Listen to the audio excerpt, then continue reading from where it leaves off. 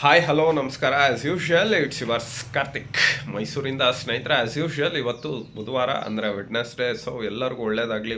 Wednesday ದಿನದ ಮತ್ತು ಅದನ್ನು ನಾನು ಹಬ್ಬ ಅಂತಲೇ ಅಂತೀನಿ, ಹಬ್ಬದ ಶುಭಾಶಯಗಳನ್ನ ಹೇಳ್ತಾ ಆ್ಯಸ್ ಯೂಶ್ವಲ್ ನಿಮ್ಮ ಮುಂದೆ ನಾನು ಹಾಜರಾಗಿದ್ದೀನಿ. ಎಂದಿನಂತೆ ಏನಾದರೂ ವಿಷಯಗಳಿದ್ದೇ ಇರುತ್ತೆ. ಸೊ ಸ್ನೇಹಿತರೆ, ಏನಪ್ಪ ವಿಷಯ ಅಂದರೆ ಚಿಕ್ಕದಾಗಿ ಚೊಕ್ಕದಾಗಿ ಅರ್ಥ ಆಗೋ ರೀತಿ ಹೇಳ್ತೀನಿ. ಸೊ ನಮ್ಮ ಒಂದು ಕೇಂದ್ರ ಸರ್ಕಾರದವರು ಬಿಹಾರದಲ್ಲಿ ಚುನಾವಣೆ ಘೋಷಣೆ ಮಾಡಿದ್ದಾರೆ. ಸೊ 5 ವರ್ಷ ಆಗ್ತಾ ಇದೆ. ಆ್ಯಸ್ ಯೂಶ್ವಲ್ 5 ವರ್ಷಕ್ಕೆ ಅದು ಬರಬೇಕು. ಸೊ ಹಾಗಾಗಿ ಎಲೆಕ್ಷನ್ ಕಮಿಷನ್ ಆಫ್ ಇಂಡಿಯಾ ಏನು ಅದು ಎಲೆಕ್ಷನ್ ಎಲ್ಲ ಬರುತ್ತೆ, ಅದಕ್ಕೆ ಮುಂಜಾಗ್ರತಾ ಕ್ರಮವಾಗಿ ಏನೇನು ಬೇಕೋ ಎಲ್ಲವನ್ನು ರೆಡಿ ಮಾಡ್ಕೊಳ್ತಾ ಇದ್ದಾರೆ. ಈ ನಡುವೆ ಎಲೆಕ್ಷನ್ ಕಮಿಷನ್ ಆಫ್ ಇಂಡಿಯಾ ಮತದಾರರ ಪರಿಷ್ಕರಣೆ ಅಂದರೆ ವೋಟರ್ಸ್ ಲಿಸ್ಟ್ನ ರಿವ್ಯೂ ಮಾಡ್ತಾ ಇದ್ದಾರೆ. ಮತ್ತೆ ಇನ್ನೊಮ್ಮೆ ಮಗದೊಮ್ಮೆ ಅಂದರೆ ಈಗ ನಂದು ಇರುತ್ತೆ ನೇಮು. ಸೊ ಅದಕ್ಕೆ ಅವರು ದಾಖಲಾತಿಗಳನ್ನ ಕೇಳ್ತಾ ಇದ್ದಾರೆ. ಬರಪ್ಪ ಇಲ್ಲಿ ನೀನು ಕಾರ್ತಿಕ ಅನ್ನೋದಕ್ಕೆ ಏನು ದಾಖಲಾತಿ ಅಂದ್ಬಿಟ್ಟು ಒಂದು 11 ದಾಖಲಾತಿಗಳನ್ನ ಕೇಳಿದರೆ, ಆ 11 ದಾಖಲಾತಿಲಿ ಅದು ಇದಾಗಿರಬೇಕು, ಏನಂದರೆ ಸುಮ್ಮನೆ ತೊಗೊಂಡೋಗ್ಬಿಟ್ರೆ ಇದಾಗಲ್ಲ, ಅದು ರಿಲವೆಂಟ್ ಆಗಿರಬೇಕು. ಸೊ ಅಂದರೆ ಅದು ಒಪ್ಪೋ ರೀತಿ ಇರಬೇಕು. ಸೊ ಹಾಗಾಗಿ ಅದನ್ನು ಮಾಡ್ತಾಯಿದ್ದಾರೆ. ಈ ನಡುವೆ ಈ ವಿರೋಧ ಪಕ್ಷ ಆ್ಯಂಡ್ ದೆನ್ ಅವನು ಅಲ್ಲೊಬ್ಬ ಲಲ್ಲೂ ಪ್ರಸಾದ್ ಯಾದವನ ಮಗ ಯಾರು ತೇಜ್ ಪ್ರತಾಪ್ ಯಾದವ್ ತೇಜ್ ಪ್ರತಾಪ್ ಯಾದವ್ ಇನ್ನೊಬ್ಬನ ಯಾರೋ ಗೊತ್ತಿಲ್ಲ, ಅವನ್ನ ಒಬ್ಬನ್ನ ಡಿಸ್ಮಿಸ್ ಮಾಡಿದ್ದಾರೆ, ಇನ್ನೊಬ್ಬನ್ನ ಇಟ್ಕೊಂಡಿದ್ದಾರೆ. ಸೊ ಅವರು ಮತ್ತು ಕಾಂಗ್ರೆಸ್ ಅಯೋಗ್ಯ ಪಕ್ಷ, ಅಯೋಗ್ಯರ ಪಕ್ಷ ಅಂತಲೇ ಹೇಳ್ಬೋದು ಕಾಂಗ್ರೆಸ್ ಪಕ್ಷ. ಆ್ಯಂಡ್ ದೆನ್ ಮಿಕ್ದವರೆಲ್ಲ ಅಯೋಗ್ಯರು ಯಾರ್ಯಾರಿದ್ದಾರೆ ಅವರೆಲ್ಲ ಸೇರಿಬಿಟ್ಟು ಅದಕ್ಕೆ ಕೋರ್ಟ್ಗೆ ಹೋಗಿದ್ದಾರೆ. ಏನಂತ, ಪರಿಷ್ಕರಣೆ ಈ ರೀತಿ ಮಾಡಬಾರ್ದು, ಅದು 2003ರಲ್ಲಿ ಇರೋ ರೀತಿ ಮಾಡೋಕ್ಕಾಗುತ್ತೆ, ಇವಾಗ ಹೆಂಗಾಗುತ್ತೆ, ಇಷ್ಟು ದಿನ ಬೇಕು ಅಷ್ಟು ದಿನ ಬೇಕು ಅಂತ ಮಾಡೋರು ಅವರು. ಇವ್ರಿಗೆ ಯಾಕೆ? ಸೊ ನಿಂದೇನಿದೆ ಅದನ್ನು ತೊಗೊಂಡೋಗಿ ಕೊಡಪ್ಪ. ಯಾವುದನ್ನು ಮಾಡಿದ್ರು ಯಾವುದನ್ನು ನೀವು ಒಪ್ಪೋದಿಲ್ಲ ಅಂತ ಅಂದರೆ ಯಾವ ರೀತಿ ಸರ್ಕಾರ ನಡ್ಕೊಂಡು ಹೋಗ್ಬೇಕು? ವಕಾಫ್ ಬೋರ್ಡ್ಗೆ ಹೋಗ್ಬಿಟ್ಟು ಅದನ್ನು ಸ್ಕ್ರಿಟಿನಿ ಮಾಡಿ ಒಂದು ಸ್ಟ್ರೀಮ್ ಲೈನಿಗೆ ತಗೊಳ್ಳೋಣ, ಒಂದು ಇದನ್ನು ಮಾಡೋಣ ಅಂತ ಅಂದರೆ ಇಲ್ಲ ಅದು ವಕಾಫ್ ಬೋರ್ಡ್ಗೆ ನಾವು ಬೇರೆ ಪವರ್ ಕೊಟ್ಟಿದ್ದೀವಿ ಅಂದರೆ ಅದನ್ನು ಸಂವಿಧಾನದಲ್ಲಿ ಇಲ್ಲ, ಆದರೂ ನೀವು ಕೊಟ್ಟಿದ್ದೀವಿ ಅಂದರೆ ಸಂವಿಧಾನ ಅಂತೀರಾ. ಸಂವಿಧಾನದಲ್ಲಿ ಇಲ್ಲದೆ ಇರೋದನ್ನ ಮಾಡೋದಕ್ಕೆ ಹೋಗ್ತೀರಾ. ಯಾಕೆ ಏನು ಎತ್ತ ನಮಗಂತೂ ಗೊತ್ತಿಲ್ಲ. ಆದರೆ ಒಂದಂತೂ ನಿಜ ಸ್ನೇಹಿತರೆ, ಸೊ ಇದು ಪರಿಷ್ಕರಣೆ ಆಗಲೇಬೇಕು, ಆಗುತ್ತೆ. ಕೇಂದ್ರ ಸರ್ಕಾರದಿಂದ ದಿಟ್ಟ ನಿರ್ಧಾರ. ಆ್ಯಂಡ್ ದೆನ್ ಏನಕ್ಕೆ ಇವರು ಬಿಹಾರದಲ್ಲಿ ಇಷ್ಟೊಂದು ಅದಕ್ಕೆ ವಿರೋಧ ಮಾಡ್ತಾ ಇದ್ದಾರೆ, ಇನ್ನೊಂದು ಮಾಡ್ತಾ ಇದ್ದಾರೆ ಅಂತ ಅಂದರೆ ಅಲ್ಲಿ ವಲಸಿಗರು ಜಾಸ್ತಿ, ಅಂದರೆ ಮುಸ್ಲಿಮ್ಸು, ಇವರು ರೋಹಿಂಗ್ಯಾಗಳು ಏನು ಹೇಳ್ತಾರೆ ಇವರೆಲ್ಲ ಬಂದಿದ್ದಾರೆ ಅಂತ ಮಾಹಿತಿ, ಅಥವಾ ಇಲ್ಲ ಅಂದರೆ ಇಲ್ಲ.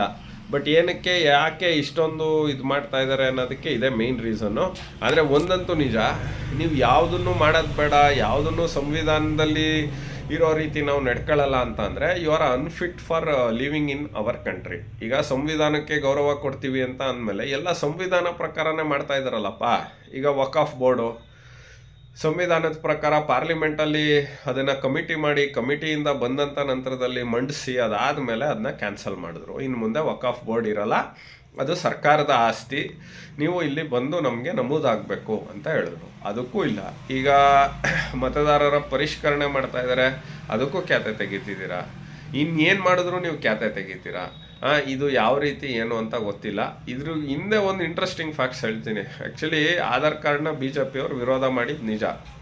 ಅದಾದ ನಂತರದಲ್ಲಿ ನಂದನ್ ನೀಲಕೇಣಿ ನೇತೃತ್ವದಲ್ಲಿ ಇದು ಬಂದಾದಮೇಲೆ ಸೊ ಇದರಲ್ಲೂ ನಾವು ಹಿಂಗೆ ಉಪಯೋಗ ಪಡ್ಕೋಬೋದು ಅಂತ ಇದನ್ನು ಮಾಡಿ ಆಧಾರ್ನ ಎಲ್ಲದಕ್ಕೂ ಮ್ಯಾಂಡೇಟ್ರಿ ಮಾಡೋಕ್ಕೆ ಹೋದರು. ಸೊ ಮ್ಯಾಂಡೇಟ್ರಿ ಮಾಡೋಂಥ ಸಂದರ್ಭದಲ್ಲಿ ಇದು 9 ಬೆಂಚೋ 7 ಬೆಂಚ್ಗೋ ಹೋಯ್ತು. ಅಲ್ಲಿ ಇದ್ರ ವಿರುದ್ಧ 5 ಜನ ತೀರ್ಪು ಕೊಟ್ಟರು. ಸೊ ಅಲ್ಲಿ ಇದು ಬಿದ್ದೋಯ್ತು.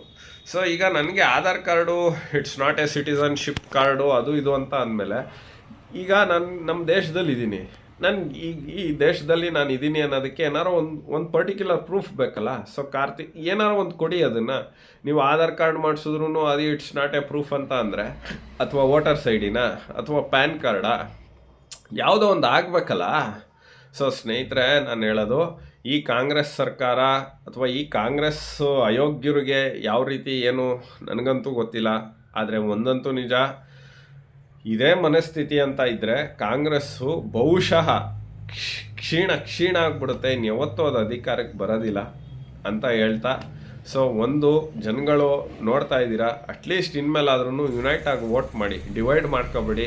ನಾನು ಆ ರಿಲಿಜನ್ನು ಈ ರಿಲಿಜನ್ನು ಅಂತ ಅಲ್ಲ, ಒಳ್ಳೆಯವ್ರಿಗೆ ವೋಟ್ ಮಾಡ್ಬೇಕಾದ್ರೆ ಯುನೈಟ್ ಆಗಿ ವೋಟ್ ಮಾಡಿ, ಒಳ್ಳೆಯದಾಗುತ್ತೆ. ಇಲ್ಲ ಅಂದರೆ ಇಲ್ಲಿ ನಮ್ಮ ರಾಜ್ಯದ ಸರ್ಕಾರದ ಕತೆ ಏನು, ತೆಲಂಗಾಣ ಏನು, ಅಥವಾ ಇನ್ನೊಂದು, ಅಥವಾ ಎಲ್ಲ ಹಿಂಗೆ ಆಗುತ್ತೆ. ಸೊ ಆದ್ದರಿಂದ ನಾನು ನಿಮ್ಗೆ ಹೇಳ್ತಾ ಇರೋದು ಸ್ನೇಹಿತರೆ, ಬಹುಶಃ ಒಳ್ಳೆ ಕೆಲಸ ಮಾಡೋಕ್ಕೆ ಹೋದಾಗ ತುಂಬ ಅಡ್ಡಿಗಳು ಬರುತ್ತೆ. ಆದರೆ ಅದನ್ನೆಲ್ಲ ನೀಗಿಸೋವಂಥ ಒಂದು ತಾಳ್ಮೆ, ಪರಿಶ್ರಮ, ಒಂದು ಶ್ರಮ ಎಲ್ಲವನ್ನು ಹಾಕಿ ನಾವು ಅದನ್ನು ಪೂರ್ಣಗೊಳಿಸ್ಬೇಕಾಗುತ್ತೆ. ಸೊ ಈಗ ಅದು ಕೇಂದ್ರ ಸರ್ಕಾರ ಒಂದೊಂದನ್ನೇ ಮಾಡ್ತಾ ಹೋಗ್ತಾ ಇದೆ. ಸೊ ಇಷ್ಟಾಗಿನೂ ಸಹ ಇದು ಕೊಪ್ಪಲ ಮಾಡಲ್ಲ ಅಂತ ಕೋರ್ಟ್ಗೆ ಹೋಗಿದ್ರು. ಕೋರ್ಟು ಯಾವುದೇ ಕಾರಣಕ್ಕೂ ತ್ವರಿತವಾಗಿ ಇದನ್ನು ಮಾಡೋಕ್ಕಾಗಲ್ಲ, ಆ್ಯಂಡ್ ಇಂಡಿಪೆಂಡೆಂಟ್ ಇದು ಅಂತಾನು ಅದು ಹೇಳಿದೆ, ಎಲೆಕ್ಷನ್ ಕಮಿಷನ್ ಆಫ್ ಇಂಡಿಯಾನ. ಸೊ ಈಗ ಪರಿಷ್ಕರಣೆ ಆದಮೇಲೆ ಗೊತ್ತಾಗುತ್ತಲ್ಲ ಎಷ್ಟು ಜನ ಈಗ ಸುಮ್ಮನೆ ಈಗ ನನ್ನ ಹೆಸರನ್ನ ನಾನು ಕೈ ಬಿಟ್ಬಿಡಕ್ಕೆ ನಾನು ಸುಮ್ಮನೆ ಬಿಟ್ಬಿಡ್ತೀನಿ. ಸೊ ಯಾಕೆ ಹಿಂಗೆ ಆಡ್ತಾರೆ ಗೊತ್ತಿಲ್ಲ. ಅಥವಾ ಅವ್ರು ಹೇಳೋ ಪ್ರಕಾರ BJP ಅವ್ರದ್ದೇನೋ ಸೇರಿಸ್ಬಿಡ್ತಾರೆ, ಅಥವಾ ಇವ್ರನ್ನ ಓಟ್ ಹಾಕೋರ್ನ ಕಿತ್ತು ಬಿಸಾಕ್ಬಿಡ್ತಾರೆ, ಅದು ಗೊತ್ತಿಲ್ಲ. ಆದರೆ ನಾನು ಹೇಳೋದೇನಪ್ಪ ಅಂತ ಅಂದರೆ, ಏನು ಬೇಕಾದ್ರೆ ಆಗ್ಬೋದು ಅಕ್ರಮಗಳು. ನಾನು ಹೇಳಿದ್ದು ಈಗ BJP ಅದು ಹಂಗೆ ಆಗಲ್ಲ. ಅದು ಈಗ ರೂಲ್ಸ್ ಈಸ್ ಎ ರೂಲ್ಸ್ ಎಲ್ಲರಿಗೂ. ಸೊ ಹಾಗಾಗಿ ಪರಿಷ್ಕರಣೆ ಆಗಲಿ. ಅದೇ ರೀತಿ ಸಂವಿಧಾನ ಕೂಡ ಒಂದು ಪರಿಷ್ಕರಣೆ ಆಗಬೇಕು, ತಿದ್ದುಪಡಿ ಆಗಬೇಕು, ಚೇಂಜ್ ಆಗಬೇಕು. ಇದೆಲ್ಲ ಒಂದೊಂದು ಸ್ಟೆಪ್ಪು ಈಗ ಏನು ಮಾಡ್ತಾ ಇದ್ದಾರೆ, ಈಗ ಪರಿಷ್ಕರಣೆ ಆಗ್ತಾ ಇರೋದು. ತದನಂತರದಲ್ಲಿ ಮನುಷ್ಯನಿಗೆ ಯಾವುದೋ ಒಂದು ನಮ್ಮ ದೇಶದಲ್ಲಿ ಇರೋದಕ್ಕೆ ಯಾವುದೋ ಒಂದು ಸಿಟಿಸನ್ ಇದಕ್ಕೆ ಇದು ಮಾಡೋದು. ಸೊ ಇದೆಲ್ಲ ಆಗಲಿ ಅಂತ ಆಶಿಸ್ತಾ, so as usual it's yours Karthik. ನಮಸ್ಕಾರ.